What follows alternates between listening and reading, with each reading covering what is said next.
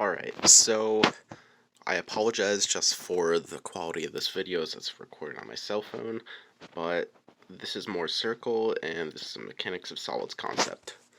So here we go. The goal of Mohr's circle is basically just to simplify doing a ton of extra work using complex formulas, which really aren't all that complex in the first place, as you'll come to see. So these are the background formulas. There is a derivation in them, but the main one you want to take a look at is your sigma min max, which is your your minimum normal stress in your maximum normal stress. Now, this formula may seem a little bit complicated, and it is pretty tedious to continually input in your calculator, and there's a lot of issues where you could have sign errors, which may cause serious problems in further calculations. But basically, this is what we're trying to avoid to do. And the other two you will be seeing a little bit later on.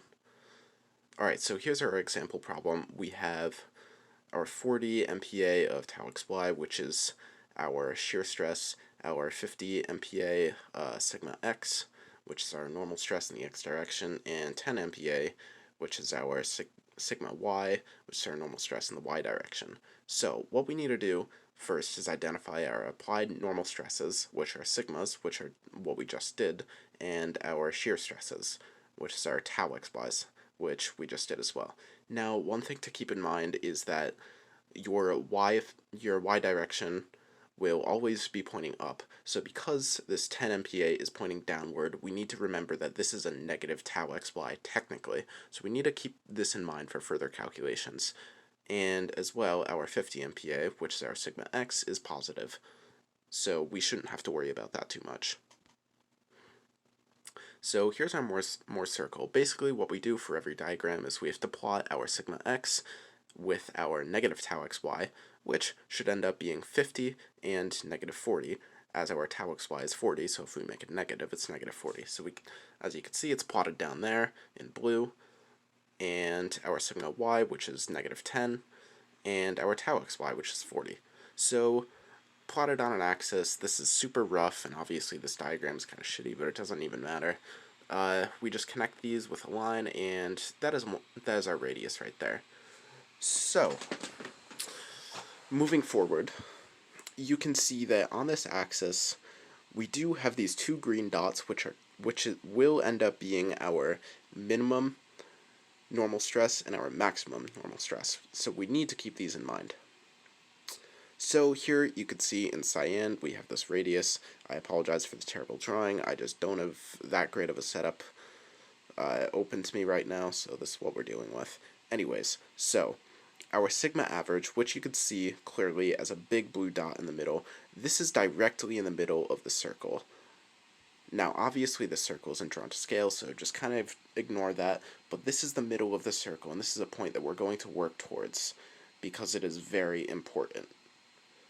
Why is it important? Well, you may see that if we have a radius, and that is in the direct middle of the circle, all we have to do in order to get our sigma min and sigma max are just subtract this radius from the normal, or from the average sigma.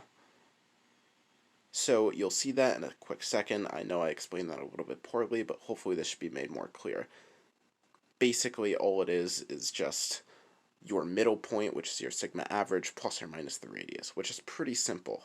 Now you can see the Mohr's diagram, we just have these two lines, which all they are is from this bottom point, which is our 50, negative 40, just draw straight across until you touch the circle, and then for our top point, which is our negative 10 and 40, draw directly down until it touches the circle, and you should have a right triangle. Now I know my drawing is a little bit rough, which is why it isn't exactly a right triangle, but yours should be pretty close.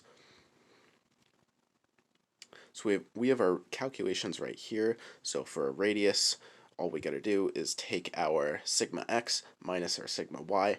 Now, because our sigma y was negative, we need to remember to keep the negative sign in there, so it ends up being 50 minus negative 10, which is 60 over 2, which is 30, and that is squared, so it's 30 squared plus our tau xy squared. So this ends up being 30 squared plus 40 squared under the square root, which is equal to 50 because of the 3, 4, 5 triangle rule.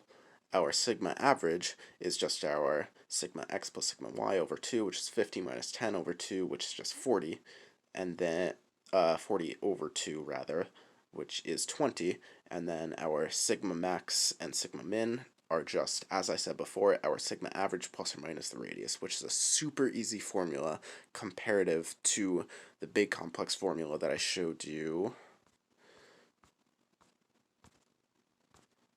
right here. So this one is a little bit rough, and we just don't want to have to deal with it just because there's so many errors that we can make when entering things into our calculator. So we end up getting 20 plus or minus 50, which is negative 30 for our sigma min and 70 for a sigma max. And on top of that, we've got our tan 2 theta p, which sadly we can't really do all too much about to simplify, so we just got to plug those numbers in, which ends up being 2 times 40, which is 80, over 50 minus negative 10, which is 60, so it ends up being tan 2 theta p is equal to 4 over 3, which all we have to do then is just plug into our calculators using inverse tangent, and remember, keep your calculator in degree mode, otherwise you're going to get a wrong answer. So if we come over here, we've got our radius, which is 50 MPa, as we found out before. Sigma max and sigma min are 70 MPa and negative 30 MPa. Our 2 theta p ends up being 53.1, and remember, because it's 2 theta p, and we're using a full circle and not half a circle, where half a circle will just use 1 radian, we have to remember to add 180 degrees to get our second angle, which ends up being 233.1, and we just have to divide those by 2 to get our principal angle of stress, which is our theta p, and that is 26.6 and 116.6.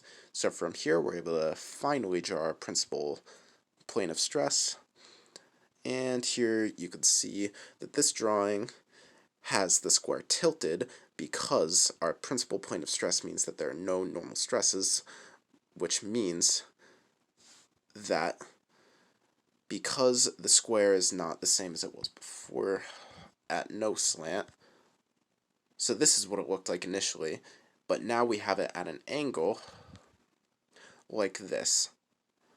So basically, because of the forces exerted on it, the square was tilted upward. Now I know this is super simplified, and there are better ways of explaining this, but if you need to be able to calculate Mohr's circle, this is a super easy way to do it, and hopefully this helped you a little bit.